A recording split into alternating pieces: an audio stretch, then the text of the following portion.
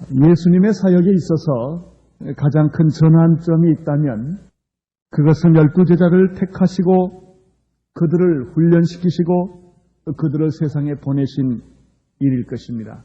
고린도전서 9장 5절에 보면은 그 당시 제자들 중에는 상당수가 결혼한 것을 알 수가 있습니다.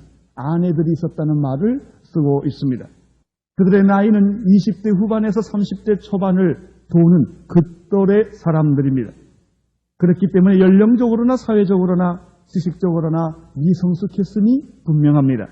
불완전한 사람들이었습니다. 그러나 그들은 영광스럽게도 주님에 의해서 선택된 사람들이었습니다. 인간적인 허물과 연약함에도 불구하고 예수님은 그들을 택하셔서 변화시키기 시작한 것입니다. 그들이 완전해서 뽑은 것은 아니었습니다. 그러나 예수님은 그들이 변할 것을 보았습니다. 훈련시키시고 그들을 양육시키고 나서 분명히 그들은 위대한 주님의 종이 될 것을 예수님은 보신 것입니다. 그래서 그들을 택하셨습니다. 훈련시켰습니다. 양육했습니다. 드디어 그들은 순교까지 하는 믿음을 가지게 되었고 천국의 12기둥까지 된 것입니다. 주님은 이렇게 여러분을 부르십니다. 지금 여러분은 별 볼 일 없는 사람들입니다. 제가 그런 것처럼 어디에나 시원하게 내놓을 만한 것이 없는 사람들입니다. 그러나 주님은 여러분을 지금 부르고 있습니다. 찾고 있습니다. 주님은 여러분을 훈련시키기를 원하고 계십니다. 주님은 여러분을 가꾸시기를 원하고 계십니다. 현재의 여러분을 보시는 것이 아니라 미래의 여러분을 보고 계십니다. 여러분이 어떻게 변할 것인가 주님은 보고 계십니다. 그리고 여러분을 부르셨습니다. 그리고 여러분에게 채찍을 가하시고 훈련을 시키시며 그리고 주님의 위대한 종이 되기를 주님은 바라십니다. 이것이 바로 12제자를 택하신 예수님의 의도입니다. 예수님은 제자들을 택하실 때 외모나 능력이나 인간적인 조건을 보고 하지 않았던 것을 우리는 알 수 있습니다. 제자들을 택하게 된 동기는 무엇일까요? 그건 예수님 마음입니다. 하나님 마음입니다. 우리는 그 마음을 다 알 길이 없습니다. 여러분 이렇게 생각해 보세요. 왜 내가 택함을 받았고 구원을 받았는지 그것이 신비 중에 신비입니다. 찬송가 가운데 이런 찬송가가 있습니다. 아 하나님의 은혜로 있을 데 없는 자 왜 구속해 주었는지 난 알 수 없도다. 난 알 수 없도다. 그렇습니다.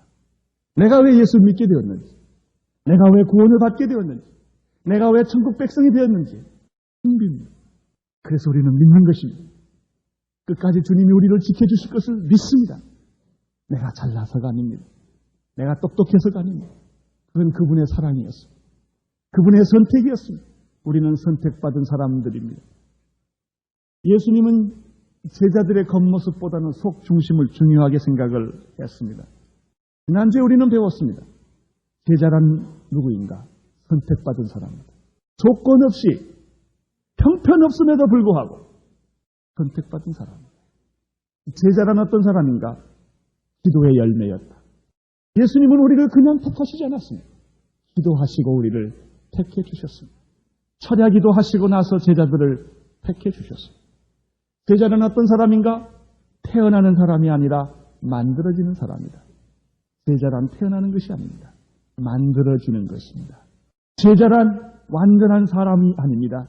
불완전한 사람을 택하여서 훈련시켜 하나님이 쓰시기에 합당한 사람으로 만드시는 것입니다. 제자란 어떤 사람인가? 마지막으로 보냄을 받기 위해 부름을 받은 사람들입니다.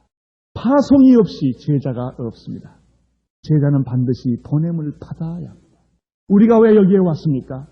우리는 부름을 받은 것입니다. 이유는 여기에서 천년만년 살기 위해서가 아니라 보냄을 받기 위해서입니다. 교회는 언제나 떠나는 것입니다. 우리는 떠나야 합니다. 그러나 지금은 아닙니다. 지금은 훈련받을 때입니다. 그러나 훈련이 끝나면 우리는 떠나야 합니다. 아브라함이 갈대아 우르를 떠났듯이 떠나는 것입니다. 모세가 바로의 그 왕의 위치를 떠나듯이 떠나는 것입니다. 떠날 때 신앙이 시작이 됩니다. 안주는 신앙이 아닙니다. 출발이 신앙입니다. 모든 것을 버리고 떠나는 것입니다. 언젠가 여러분은 세상을 버리고 떠나게 될 것입니다. 그리고 천국에 가게 될 것입니다. 그것이 신앙의 시작입니다.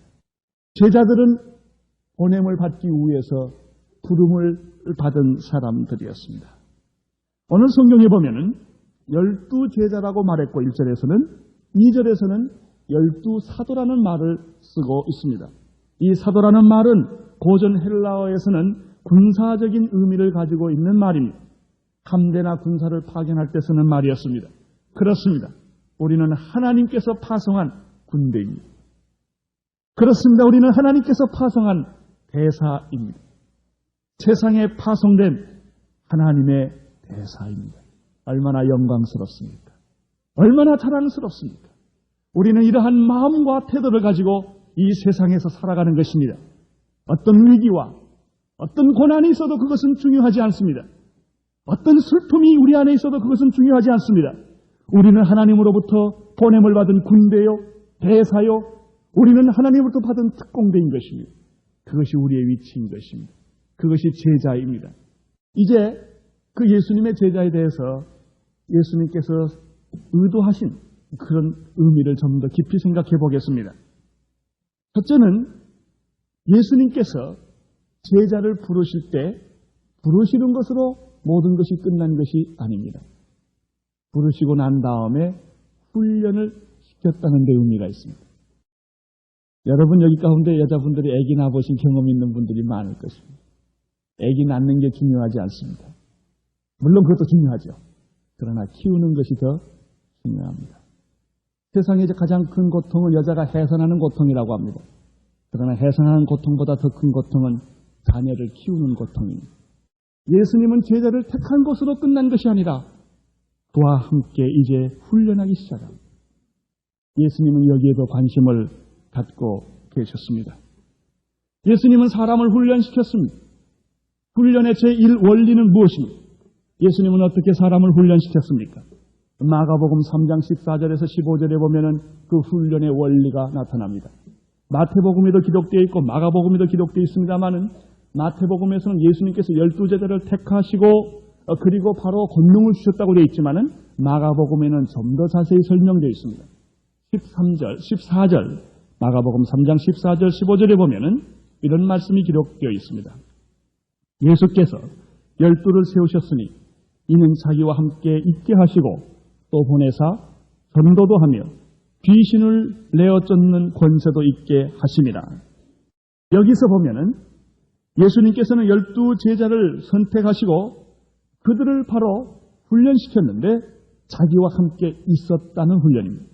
세대 훈련은 강의실에서 이루어지는 것이 아닙니다. 삶에서 이루어지는 것입니다. 예수님은 그들을 따로 가르치신 것이 아니라 함께 먹고 함께 자고 함께 생활하면서 제자 훈련을 하셨습니다. 이것이 제자 훈련입니다. 참된 제자 훈련은 자기 생활을 공개하는 것입니다. 우리는 여기 다 이렇게 멋진 옷들을 입고 아주 화장들 하시고 다 점잖게 앉아 있습니다. 다 굉장히 그럴듯해 보입니다. 그러나 그럴듯하지 않는 분도 많습니다. 파보고 보면. 남편을 누가 제일 잘하느냐면 그 부인이 제일 잘합니다. 그 남편이 인격이 어떠한지 그 부인이 제일 잘합니다. 몇 시에 들어오는지도 제일 잘합니다. 외박을 했고 외도를 했는지 안 했는지도 부인이 제일 잘합니다. 말을 안 하고 있을 뿐이지. 그 부인의 인격을 그 남편이 제일 잘합니다. 가까이 살기 때문에. 우리 위원회 모임, 부역 모임다. 다 선을 그어놓고 만나는 것입니다. 일정한 간격을 두고 만나는 것입니다. 이것은 제자 훈련이 아닙니다. 그것은 강의실에서 이루어지는 지식 전달에 불과한 것입니다. 예수님께서 제자들을 불러서 강의실에서 강의한 것이 아니라 자기의 삶에 초청을 한 것입니다. 자기 삶을 열어놓은 것입니다. 안방을 열어놓고 부엌을 열어놓고 거기에 들어오게 하신 것입니다. 그리고 실제로 자기의 삶을 보여주기 시작을 하셨습니다. 이것이 제자 훈련입니다. 예수님의 방법입니다. 그런데 생각해 보십시오. 우리 생활을 공개하려면 여러 가지 껄끄러운 게 많습니다. 내놓기가 어렵습니다. 서로 통하기가 어렵습니다. 이것이 우리들의 현실적인 모습입니다. 우리의 신앙의 갈등은 어디에 있습니까? 바로 이 원론적인 신앙이 있습니다. 교회에서는 거룩하고 은혜롭게 살고 세상에 나가서는 마음대로 율법대로 살아도 된다는 이러한 은연중에 갖는 생각들입니다. 이론과 실제가 다르고 믿음과 삶이 다른 것입니다. 여기에 우리 신앙의 갈등이 있습니다. 그래서 우리는 변하지 않는 것입니다. 10년이 가도 그렇게 있고 20년이 가도 그렇게 있는 것입니다. 오늘 많은 대부분의 현대인들과 그리스도인들의 마음속에 가지고 있는 태도 중에 하나는 변하기를 거부하는 것입니다. 주여 나에게 믿음을 주시옵소서. 그러나 나를 건들지 마시고 내 생활은 바꾸지 마시고 내가 지금까지 가지고 있는 인간관계라든지 사업관계라든지 여러 가지 관계는 건들지 마시고 나만 변화시켜 주시옵소서. 사실은 변하기를 원하는 것 같으나 변하기를 거부하고 있는 것입니다. 그래서 실제로 변화가 들어올 때는 움츠리는 것입니다. 바꾸려고 하지를 않는 것입니다. 예수님은 이러한 인간의 속성을 아시고 자기를 다 공개하기 시작을 하셨습니다. 제자들은 예수님에게서 말과 행동의 일치를 보게 되었습니다. 제자들은 예수님에게서 순종과 희생과 헌신의 삶을 보기 시작했습니다. 제자들은 예수님에게서 진정한 겸손이 어떤 것인가를 보기 시작을 했습니다. 왜냐하면 같이 살았기 때문입니다. 가룟 유다가 자살하여 제자의 무리에 빠졌습니다. 대신하여 마띠아라는 제자를 뽑을 때 베드로가 사도행전 1장 21절 22절에서 그 자격을 이렇게 말하고 있습니다. 이러므로 요한의 세례로부터 우리 가운데 출입하실 때 항상 우리와 함께 다니던 사람 중에 하나를 세워 우리로 더불어 예수의 부활을 증거할 사람이 되어야 하거늘 이렇게 제자의 조건을 말했습니다. 이 두 가지가 있습니다. 첫째는 예수와 함께 처음부터 다녔던 사람들, 생활했던 사람들 중에 제자를 뽑아야 된다는 것입니다. 또 하나는 부활을 경험한 사람이 제자가 된다는 것입니다. 우리는 여기서 사도행전적 의미에서 제자의 두 가지 요건을 보게 됩니다. 예수의 체험 있는 사람입니다. 예수와 함께 살았던 경험이 있는 이런 사람입니다. 또 한 가지는 부활을 증거할 수 있는 사람이 그리스도의 제자라는 사실을 알게 됩니다. 오늘 저희 교회에서는 이 구역예배와 1:1 양육과 여러 가지 선교위원회 모임이 강조가 됩니다. 그러나 이제 이 말씀을 통해서 우리는 우리 교회 구역예배가 어떻게 되어야 하는가를 보게 됩니다. 구역예배는 삶을 나누는 곳이어야 합니다. 우리 교회 구역예배와 1:1은 단순하게 일주일에 한 번씩 만나서 2층 어느 곳에 만나서 성경 공부하는 것으로 공부가 다 끝난 것이 아닙니다. 그것은 시작입니다. 더 중요한 공부는 삶을 나누는 것입니다. 더 중요한 공부는 나 자신을 상대방에게 공개해야 하는 것입니다. 그것이 참된 제자 훈련입니다. 굉장히 갈등을 느낍니다. 만약에 구역예배 가서 여러분을 다 공개하라면 안 할 것입니다. 어떤 사람은 자기 이름 내놓기도 싫어합니다. 다 금을 그어놓고 교제를 합니다. 지금은 그럴 수 있습니다. 그러나 그렇게 변화되어야 합니다. 그때만의 진정한 능력이 있습니다. 숨기는 능력보다 공개하는 능력이 큰 것입니다. 자기를 전부 공개할 때 진정한 능력이 나오는 것입니다. 바로 예수님은 이러한 원리에서 양육을 하셨습니다. 함께 있었다. 이것이 훈련의 첫 번째 원칙입니다. 두 번째는 이 마가복음에 의하면 예수님은 그들에게 전도하도록 파송했다는 사실을 발견하게 됩니다. 우리들이 이렇게 부름을 받은 목적은 여기에 있기 위해서가 아니라 보냄을 받기 위해서입니다. 그것은 목사나 선교사에게만 해당되는 문제가 아니라 여러분에게도 해당되는 문제입니다. 우리는 여기에서 구제위원회를 합니다. 선교위원회를 합니다. 일을 하다가 하나님이 어쩌면 여러분을 부르실지도 모릅니다. 그러면 가야 합니다. 내가 좋은 위치, 좋은 자리에서 이렇게 지금 행복하고 안일하게 살고 있는데 하나님께서 우리를 부르실지도 모릅니다. 그럼 우리는 순종해야 합니다. 그것이 제자의 삶입니다. 우리는 언젠가는 다 이 교회를 떠나야 합니다. 그렇습니다. 그것이 제자입니다. 세상으로 나가야 합니다. 세상으로 가기 위해서 우리는 여기에 모여진 것입니다. 그러므로 교회는 모이는 것이요 동시에 흩어지는 것입니다. 흩어지지 않는 것은 교회가 아닙니다. 예수님께서 승천하신 후에 바로 예수의 부활의 증인으로 바꾸어졌고 그들은 궁극적으로 전도하는 데 앞장서게 되었습니다. 재미있는 사실은 교회 역사가 오래인 교회일수록 전도를 안 합니다. 교회 역사가 많은 교회일수록 또 예수 믿은 지 오래된 사람일수록 전도하는 데 아주 둔합니다. 그들은 전도가 안 된다는 믿음을 가지고 있습니다. 예수 간 믿은 사람은 자기가 믿은 걸 보니까 남도 믿는다는 생각을 합니다. 내가 믿었으니 다른 사람도 믿을 거라는 생각을 합니다. 쉽게 전도를 합니다. 그런데 한 3년쯤 지나고 나면은 사람이 무서워지기 시작하고 전도하는 게 겁이 나기 시작을 합니다. 여러분, 전도하는 교회는 살아있는 교회요. 전도하는 교회는 생명력이 넘치는 교회입니다. 온누리 교회가 지금 금년에 4년째가 됩니다. 전도하면 온누리 교회는 살아있는 교회가 될 것입니다. 그러나 전도하는 것을 포기하면 온누리 교회는 늙은 교회가 되고 말 것입니다. 어떤 교인이 살아 움직이는 교인인가? 주님의 명령대로 순종하고 그리스도의 증인이 될 사람이 살아있는 성도인 것입니다. 예수님께서 제자들에게 최후로 부탁하신 말씀은 무엇입니까? 마태복음에 의하면 너희는 가서 모든 족속으로 제자를 삼으라는 부탁이었습니다. 마가복음 16장에서 내어진 결론은 무엇입니까? 온 천하에 다니면서 만민에게 복음을 전파하라. 이게 마가복음의 결론입니다.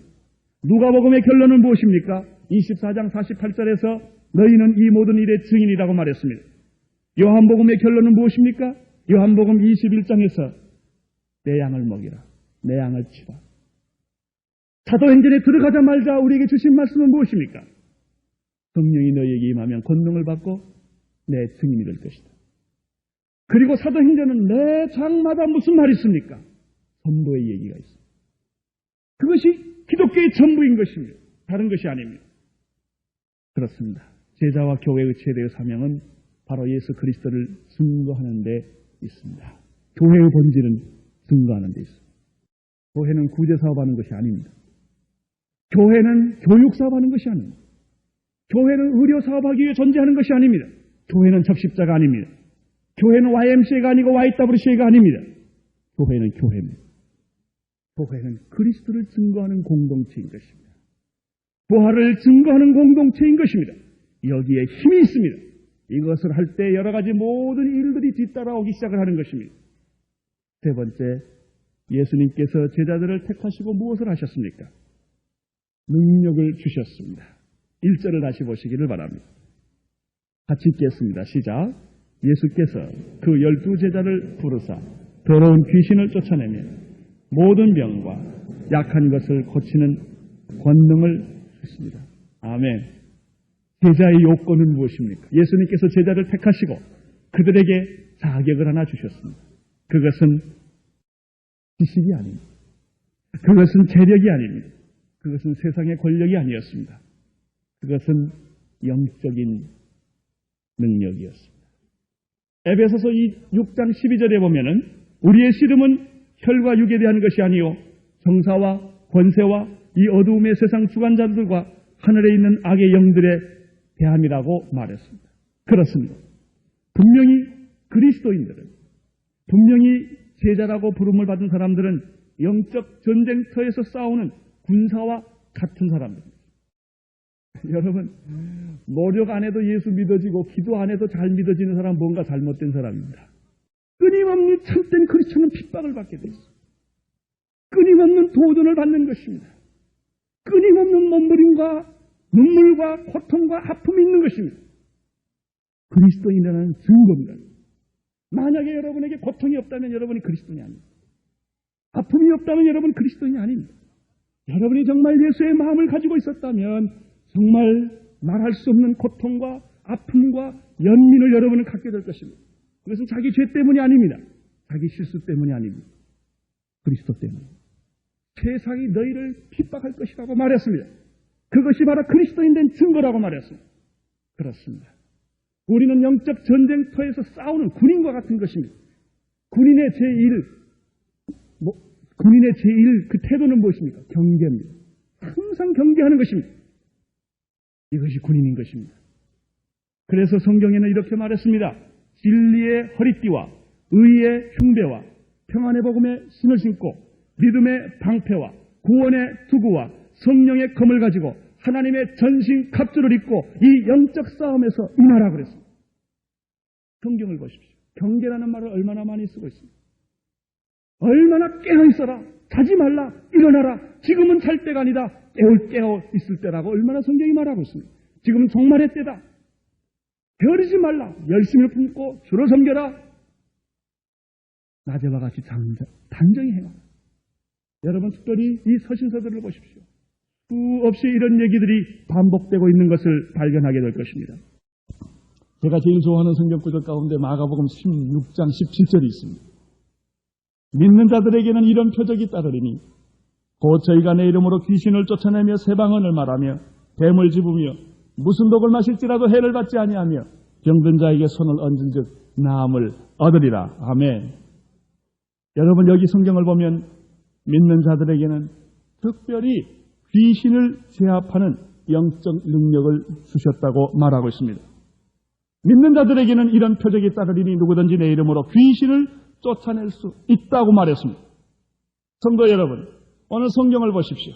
예수께서 12제자를 택하시고 그들과 함께 있으시고 그리고 파송의 목적을 주시고 그 다음에 그들에게 귀신 쫓는 능력을 주셨다고 말했습니다. 이 말씀을 여러분 믿으십니까? 여러분 오늘 이 말씀을 들어보십시오. 예수께서 우리를 부르셨다면, 교회에 부르셨다면, 그리스도인으로 우리를 부르셨다면, 제자로 우리를 부르셨다면 우리에게 반드시 주신 것이 있습니다. 귀신 쫓는 능력입니다. 여러분에게 그것이 있습니다. 내게도 있습니다. 여러분도 있습니다. 믿는 자들에게 이런 표적이 따른다고 말했습니다. 귀신을 제압하며 통제하며 쫓는 능력을 주셨다고 말했습니다. 근데 목사님 나는 아닌 것 같아요. 나는 안 받은 것 같아요. 안 받은 게 아니라 사용을 안 해서 그렇습니다. 주셨는데 사용을 안 하신 것입니다. 예수님께서 주셨는데 믿지 않은 것입니다. 여러분은 사탄을 묶는 힘이 있습니다. 보혈의 능력이 여러분에게 있습니다. 귀신을 제어하는 능력이 여러분에게 있습니다. 오늘 가서 활용해 보시기를 바랍니다. 아이고 무서워서 어떻게 하나요? 귀신을 무서워하기 때문에 그 능력을 활용 못하고 있는 것입니다. 목사님 귀신 좀 쫓아주세요. 여러분이 쫓으세요. 왜? 여러분에게 그 능력을 주었기 때문에. 예수님은 제자를 택하시고 그들에게 귀신을 제압하고 추방하는 능력을 주셨습니다. 이 사실을 믿으십시오. 분명히 여러분에게 있습니다. 기도할 때 활용하십시오. 먼저 여러분 속에 있는 귀신부터 쫓으십시오. 분명히 주셨습니다. 믿는 사람의 특권입니다. 보혈을 믿는 사람의 특권입니다. 성령이 임한 사람에게 특권입니다. 귀신을 제압하는 능력을 주셨다고 말했습니다. 문제는 이것을 안 믿는 데 있습니다. 의심하는 데 있습니다. 의심하지 마시고 믿으십시오. 그리고 귀신을 꾸짖으십시오. 마귀를 대적하십시오. 저들은 피해 나갈 것입니다. 귀신을 제압하고 쫓는 능력이 생기면 그 다음에 하나님이 더 놀라운 능력을 또 하나 주십니다. 그것은 병을 고치는 능력이라고 말했습니다. 귀신을 제압하며 모든 약한 것을 고치는 능력을 주시더라. 저는 이 말씀이 얼마나 좋은지 모르겠습니다. 그게 나는 그것이 있는 것을 믿습니다. 여러분에게도 있는 것을 나는 믿습니다. 그것은 어떤 특별한 것이 아닙니다. 하나님께서 우리 모두에게 귀신 쫓는 능력과 병 고치는 능력을 주셨습니다. 그것을 믿는 자들에게는 기적이 일어납니다. 그러나 믿지 않는 자들에게는 그 놀라운 축복이 여러분의 것이 아니게 되는 것입니다. 저는 가끔 그런 일들을 경험합니다. 기도했는데 기적들이 일어납니다. 제일 놀라는 사람은 제 자신입니다. 사실인가? 근데 사실입니다. 그런 일들이 있습니다. 상상하지 못했던 일들이 막 일어납니다. 실제로 있습니다. 하나님은 어떤 사람에게 특별히 병 고치는 능력을 특별히 주기도 하십니다. 그러나 우리 모두에게 치유하는 능력을 주신 것입니다. 왜냐하면 복음은 치유이기 때문입니다. 사람의 육신의 병뿐만 아닙니다. 여러분이 한 사람을 정말 사랑하고 있으면 그 사람이 영원히 치유되는 것입니다. 그게 치유입니다. 절망하고 죽음 앞에 서 있는 사람, 오늘 자살하려는 사람이 있습니다. 그 사람을 위해서 여러분이 기도하고 복음을 가지고 접근했을 때 그 사람이 마음을 바꾸고 자살하기를 포기하고 새롭게 살기를 결정했습니다. 이 치유입니다. 기적인 것입니다. 그런데 어떤 경우에는 육신의 병도 낫기도 합니다. 물론 기도해서 다른 사람은 병은 고치지만 자기 병은 못 고칠 때가 있습니다. 그러나 여러분의 치유하는 기적이 제 병을 고치게 할 것을 나는 믿습니다. 우리 성도들이 매일 기도하는 걸 보니까 제가 분명히 나을 것 같습니다. 내 기도가 여러분의 병을 고칠 것을 나는 믿습니다. 이것이 성경에 기록되어 있습니다. 할렐루야. 여러분이 이 능력을 믿으십시오. 활용하십시오. 마귀를 두려워하지 마십시오. 예수님께서 제자들을 택하시고 그들과 자기 함께 있게 하시고 그들에게 전도의 사명을 주시고 그들고 그 다음에 그들에게 귀신을 제압하는 능력을 주셨다고 성경은 말하고 있습니다. 할렐루야. 귀신을 제압할 뿐만 아니라 여러분은 병을 고칠 수가 있습니다. 그러므로 신방 가십시오. 가서 기도해 주십시오. 가서 기도할 때 겉으로 귀신 쫓으면 좀 싫어하니까 속으로 귀신을 쫓으십시오. 또 귀신을 쫓으신 사람 쫓으십시오. 그리고 치유하는 기도를 하십시오. 영혼의 치유부터 시작이 될 것입니다. 마음의 치유가 시작될 것입니다. 그리고 하나님께서 그 형편과 처지에 따라서 참된 치유를 허락해 주실 것입니다. 놀라운 일입니다. 이런 능력을 예수님께서 주셨습니다. 이것은 바로 제자들이 소유한 초자연적인 영적인 권위입니다. 우리 그리스도인들은 지식의 권위나 우리 그리스도인들은 세상의 권위나 세력의 권위나 사회적 권위를 가지고 존재하는 사람들이 아니라 바로 이 영적 권위를 가지고 사는 사람들입니다. 이제 크게 예수님의 제자들의 선택의 문제를 또 다시 다른 각도에서 생각을 해보겠습니다. 예수님께서 제자를 몇 명 뽑으셨습니까? 12명을 뽑으셨습니다. 왜 하필이면 12입니까? 13도 있을 수 있고 11도 있을 수 있는데 왜 하필이면 12입니까? 가룟 유다가 자살했을 때 왜 꼭 그 숫자를 다시 채웠습니까? 12이라는 의미는 중요한 영적 의미가 있기 때문입니다. 먼저 영적 의미를 찾기 전에 일반적인 수학적인 의미를 한번 생각을 해보겠습니다. 이 10이라는 숫자는 한 개인이 다른 사람을 양육할 수 있는 적당한 숫자라고 하는 것입니다. 예수님께서도 12명 이상을 양육하지 않으셨습니다. 수천 명을 만났습니다. 그러나 그가 제자로 삼은 것은 12입니다. 특별히 12 중에서 예수님은 3사람을 가까이 했습니다. 그러니까 어차피 사람은 선택되기 마련입니다. 다 사랑할 수는 없습니다. 그 중에 몇 사람만 골라서 선택할 수밖에 없는 게 인간의 조건입니다. 누가 선택받느냐가 이게 중요한 것입니다. 12제자가 선택받게 된 것입니다.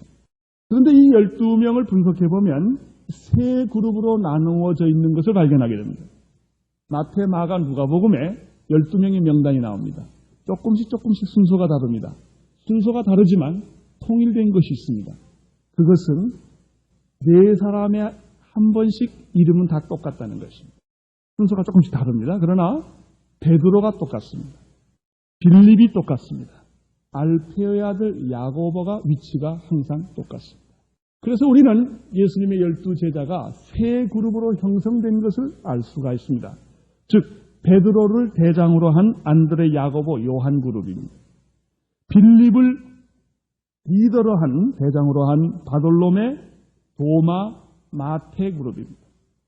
그 다음에 알페오의 아들 야고보, 즉 작은 야고보를 중심으로 한 다데오, 가나안 시몬, 가룟 유다. 이것이 3 본문에 보면 다 똑같은 위치에 변함없이 나와 있습니다. 그렇습니다. 여기서 우리가 발견하는 것이 있습니다. 예수님께서는 사람을 잘 아셨다고 하는 것입니다. 그리고 지혜롭게 조직 관리한 것을 발견하게 됩니다. 우리가 주님의 일을 할 때도 무조건 믿습니다. 그리고 계획 없이 일하는 것은 주님이 별로 좋아하지 않습니다. 믿음으로 일을 해야 합니다. 그러나 합리적으로 일을 또 해야 합니다. 우리에게 하나님은 머리를 주셨습니다. 조직을 주셨습니다. 조직이 우선하지는 않았습니다. 그러나 조직적이어야 합니다. 예수님은 굉장히 조직적이었습니다. 합리적이었습니다. 그러나 조직과 합리에 의존한 것은 아니었습니다. 12명을 관리했고 그 중에서도 3명씩 4명씩 3그룹을 합리적으로 관리한 것입니다. 이 12명이라는 숫자는 이러한 수학적 숫자 외의 개념 위에도 영적인 의미가 있습니다. 10이라는 숫자는 하나님을 상징하는 삼위일체를 상징하는 3이라는 숫자와 세상과 인간을 상징하는 4라는 숫자의 곱으로 되어 있습니다. 즉 하늘과 땅의 만남이라는 신비적 숫자가 바로 12인 것입니다. 하나님께서는 이스라엘 백성들을 12지파로 나누어서 통치하셨습니다. 그리고 마지막에 12지파를 심판하는 12보호자가 있다고 말했습니다. 마태복음 19장 28절에 내가 진실로 너희에게 이르노니 세상이 새롭게 되어 인자가 자기 영광의 보좌에 앉았을 때 나를 쫓는 너희도 12보좌에 앉아 이스라엘 12지파를 심판하리라 라고 그 심판하는 보좌를 이야기해 주셨습니다. 요한계시록 21장 11절에 보면은 거룩한 성 새 예루살렘에는 하나님의 영광이 있는데 그 빛이 지극히 귀한 보석 같고 벽옥과 수정 같이 막더라 라고 되어 있습니다.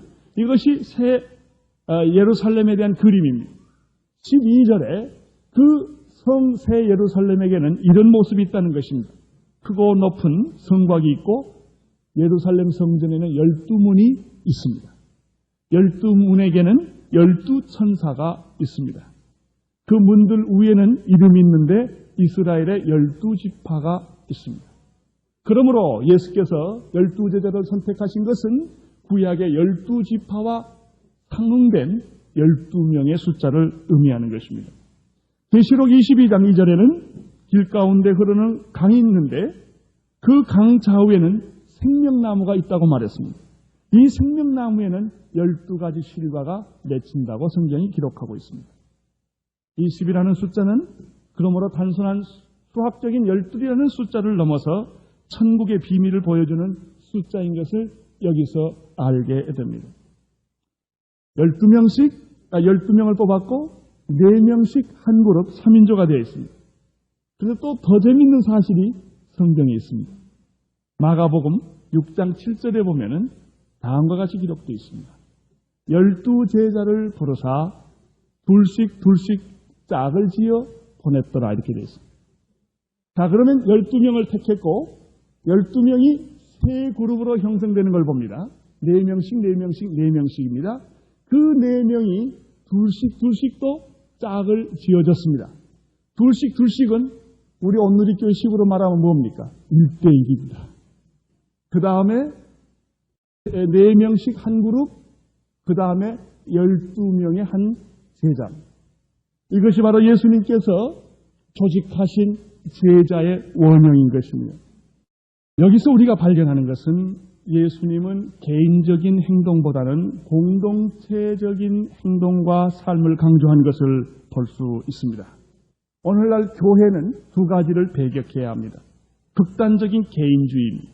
또 한 가지는 비성경적 이기적인 집단입니다. 예수 그리스도의 공동체라고 하는 것은 예수 그리스도를 머리로 하고 우리를 그 지체로 하는 공동체 교회인 것입니다. 교회는 초대교회를 보면 베드로가 설교했을 때 하루에 몇 명씩 세례받았습니다. 3,000명이 세례받았습니다. 5,000명이 모였습니다. 남자만입니다. 그러니 초대교회에 한 번 모인 집회가 10,000명이 넘을 수 있다는 얘기입니다. 대형 집회였습니다. 그러나 초대교회를 우리가 사모하는 이유는 무엇입니까? 그런 대형 집회 때문이 아닙니다. 초대교회는 이 12명, 120명, 12명 이런 그룹 1대1, 둘씩 개념이 초대교회를 지배하고 있었던 원리였다고 하는 것입니다. 가정교회 같은 소집단이 바로 초대교회의 생명체적인 존재를 낳게 한 것입니다. 교회는 비대해질 수 있습니다. 대형화될 수도 있습니다. 제가 생각해 보니까 오늘의 교회는 원턴 원치 않던 크게 되어 있습니다. 자꾸 이제 금년 말 되면은 한 3,000명이 넘을 것입니다. 내년 가면은 한 4,000명이 될 것입니다. 굉장히 큰 집단이 될 것입니다. 집단이 되면 될수록 우리는 비인간화될 것입니다. 여러분과 나를 만나기가 더 어려울 것입니다. 4,000대1이기 때문에. 지금은 2,000대1이지만. 점점 어려울 것입니다. 이게 무엇입니까? 이게 교회입니까? 아닙니다. 그러나 교회가 커지는 것은 그 자체가 문제가 있는 것이 아닙니다.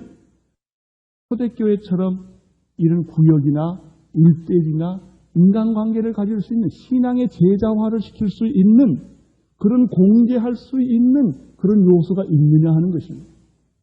여기에 교회의 사활에 걸려 있습니다. 여러분, 이런 의미에서 나는 오늘 이 설교를 통해서 여러분에게 꼭 강조하고 싶은 것이 있습니다. 구역입니다. 우리 교회에서 제일 중요한 조직 중에 하나는 구역입니다. 분명히 제가 이렇게 여러분에게 이야기할 수 있습니다. 주일날 예배만 왔다 갔다 한 사람은 10년이 가도 아무리 설교가 좋아도 신앙이 잘 안 자랍니다. 여러분의 신앙이 뿌리를 내리며 삶을 나누어 줄 수 있는 작은 소공동체가 필요한 것입니다. 그것이 예수님의 12제자였습니다. 그것이 우리 교회로 말하면 구역입니다. 부탁합니다. 구역에 꼭 가십시오. 이것은 여러분이 사는 길이고 교회가 사는 길입니다. 여기서 신앙을 한번 새롭게 하십시오. 우리는 결론을 예수님의 12제자의 죽음에서부터 그 결과를 볼 수가 있습니다. 초대교회 전승에 의하면 제자들은 어떻게 죽었는가? 베드로는 로마를 피해 나가려다가 주님의 음성을 듣고 코바디스 도미네, 그래서 다시 로마로 들어갑니다. 그리고 예수님이 십자가에 못 박혀 돌아갔다면 자기는 거꾸로 죽어야 한다고 해서 거꾸로 처형을 당했다고 합니다. 야고보는 사도행전에 기록된 대로 예루살렘에서 참수형을 당합니다. 요한계시록을 쓴 요한은 도미니안 황제 때 박해를 받아 끓는 기름가마에 던져졌으나 죽지 않아서 담모섬으로 귀향을 갑니다. 거기서 그는 계시록을 씁니다. 안드레라는 사람이 있습니다. 그리스에서 죽었는데 그리스 바트라에서 안드레는 X형 십자가에서 죽었습니다. 빌립은 소아시아에서 교수형을 당했다기도 하고 돌에 맞아 죽었다기도 합니다. 바돌로메는 알메니아에서 죽었는데 살가죽을 벗겨 참수를 당했습니다. 마태는 에티오피아에서 칼로 죽임을 당했습니다. 도마는 인도에서 창에 찔려 죽었습니다. 가데오는 메소포타미아에서 활에 맞아 죽었습니다. 작은 야고보는 예루살렘 탑에 던져져서 돌과 곤봉으로 맞았으나 다시 살아나 톱으로 잘라 죽임을 당했습니다. 게도 시몬은 페르샤만에서 폭도들의 습격을 받아 죽었습니다. 단지 가룟 유다만은 예수를 배신해서 자살했습니다. 여러분, 이 보통 사람들이, 별 볼 일 없는 사람들이 어떻게 이런 영웅적인 죽음을 죽을 수가 있었겠습니까? 놀랍지 않습니까? 참 하찮은 인물들이었습니다. 그러나 예수님의 손에 붙잡히니 이처럼 순교하는 영웅이 된 것입니다. 여러분은 별 볼 일 없는 사람이라 죄송하지만 참 별 볼 일 없는 사람입니다. 그러나 여러분이 예수님 손에 붙잡히면 위대한 순교자처럼 신앙, 위대한 믿음의 사람이 될 수 있습니다. 예수님의 12제자를 부르신 것처럼 수수할 것이 많은 이때 주님은 여러분을 부르고 계십니다. 어떻게 응답하시겠습니까? 두 가지 삶이 있습니다. 지금까지 살아왔던 방법대로 사는 겁니다. 여러분이 지금 이 나이까지 살아왔던 그대로 앞으로도 그냥 사는 거죠, 뭐. 아침에 일어나서 뭐 열심히 밥 먹고 또 뛰어나가고 학교 가고 직장 가고 하루 종일 이 사람 저 사람 만나고 정말 바쁘다 바빠 하면서 그냥 세월 간지 모르고 살다가 또 저녁에 집에 들어오고 또 자고 아침에 나가고 여러분의 부모님들이 그렇게 살았던 것처럼 이렇게 그냥 사는 겁니다. 그냥 가만 놔두면 그렇게 삽니다. 그렇게 살다가 죽는 겁니다. 이렇게 사는 방법이 하나 있습니다. 현재 여러분이 가지고 있는 직업, 여러분이 가지고 있는 조건, 그거 그대로 사는 것입니다. 그러나 또 한 가지 방법이 있습니다. 다르게 사는 것입니다. 주님의 제자로 살기로 결정하는 것입니다. 내 인생을 한번 바꾸는 것입니다. 내가 주님의 뜻대로 한번 살아보겠습니다. 주님의 손에 내가 안겨보겠습니다. 주님이 원하는 생애를 내가 한번 살아보겠습니다. 무엇을 시키시는지 나는 잘 모릅니다. 어떻게 살라고 하는지도 나는 모릅니다. 그러나 내 인생을 한번 맡겨보겠습니다. 기도하겠습니다. 하나님 아버지, 정말로 보잘것없었던 제자들은 주님의 손에 붙잡히는 순간부터 그들은 순교할 수 있을 정도까지 영웅적인 믿음의 삶을 살았고 천국의 12기둥이 되었습니다. 우리에게도 이러한 축복을 주시옵소서. 예수님 이름으로 기도드리옵나이다. 아멘.